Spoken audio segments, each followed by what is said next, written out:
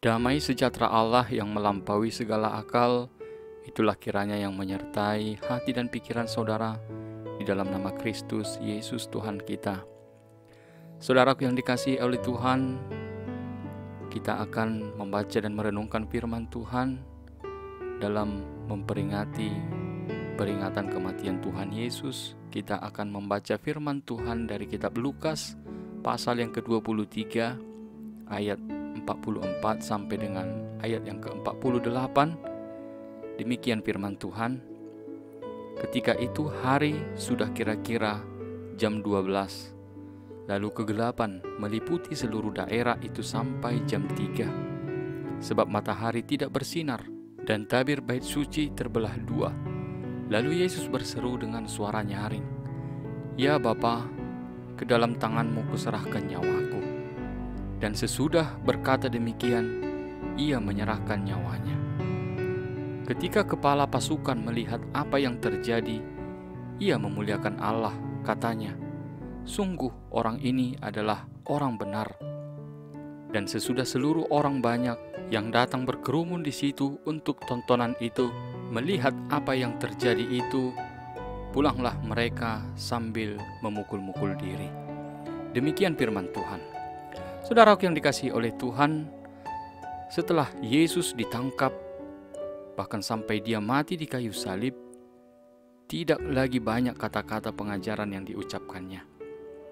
Namun ketika kita menghayati bagaimana dan apa yang terjadi menjelang kematiannya, ada banyak pengajaran dan pesan yang disampaikan oleh Yesus yang tidak perlu lagi untuk diucapkan. Sudah banyak pengajaran yang telah dia sampaikannya. Sekarang saatnya dia memperlihatkan semua yang diajarkannya itu melalui perbuatan. Maka saat ini kita hendak menghayati pengorbanan Yesus di kayu salib, seperti yang diungkapkan oleh Yohanes. Lihatlah anak domba Allah yang menghapus dosa dunia. Menurut kesaksian Lukas, saat Yesus akan mati, ada kejadian-kejadian yang ajaib yang terjadi sebelum, pada saat, dan sesudah kematiannya. Kejadian ajaib ini memberikan kita banyak pengertian untuk semakin menghayati iman kita kepada Tuhan Yesus. Yang pertama, keajaiban yang pertama adalah kegelapan. Matahari tidak bersinar. Pukul 12 siang setelah Yesus di kayu salib, matahari yang tidak bersinar sehingga kegelapan meliputi seluruh daerah. Tentunya ini bukanlah gejala alam yang biasa atau seperti yang kita ketahui saat ini seperti gerhana matahari, yang jika ditelusuri lebih dalam, kegelapan yang terjadi saat itu bukanlah karena gerhana matahari.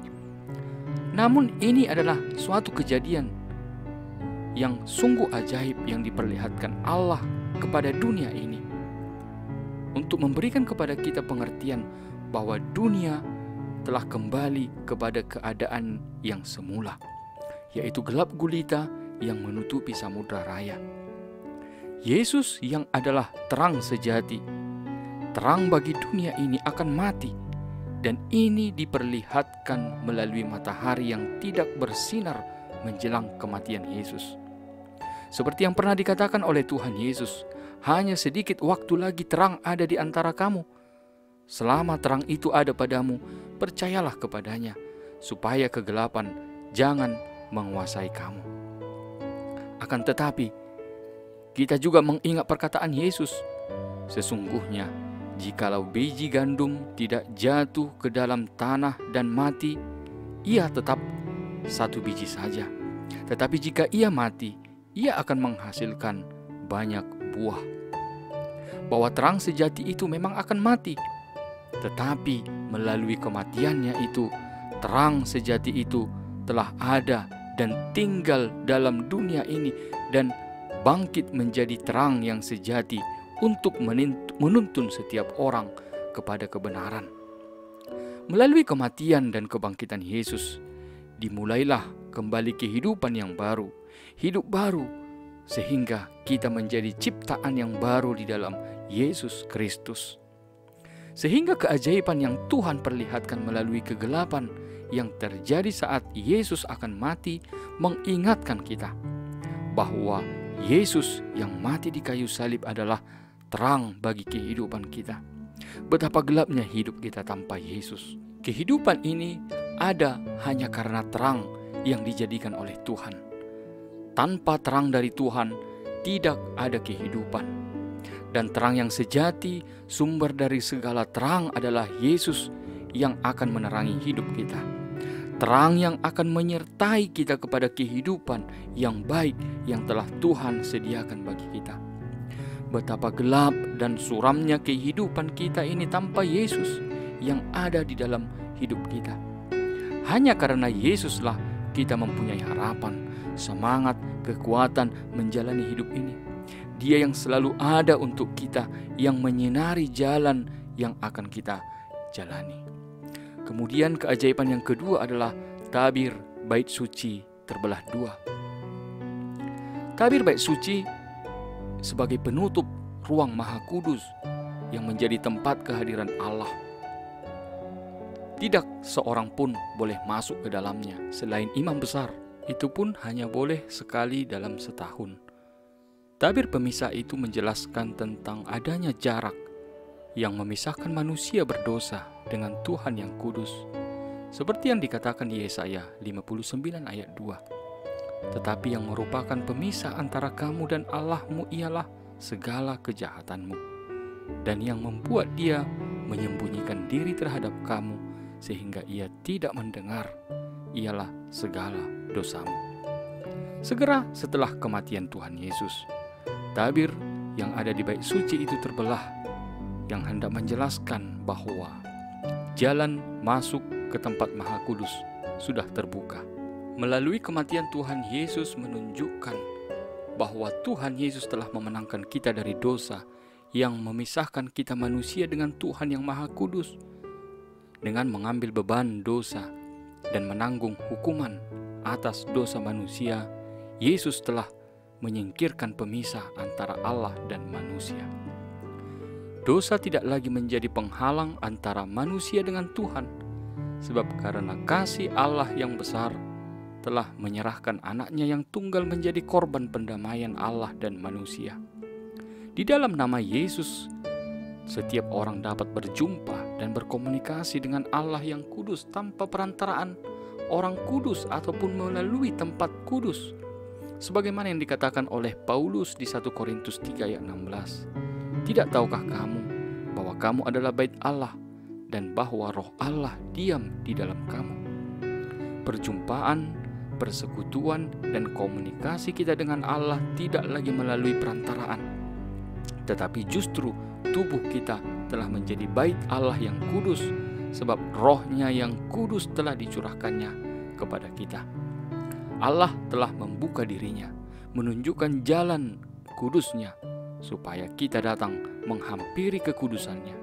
Inilah kasih Tuhan yang besar kepada kita, supaya kita mensyukurinya dengan tidak mensia-siakan jalan yang telah Tuhan berikan kepada kita.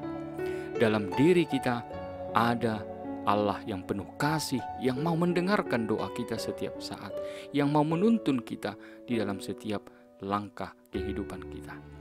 Keajaiban yang ketiga adalah kesaksian, yaitu kesaksian daripada kepala pasukan dan juga sikap daripada orang banyak.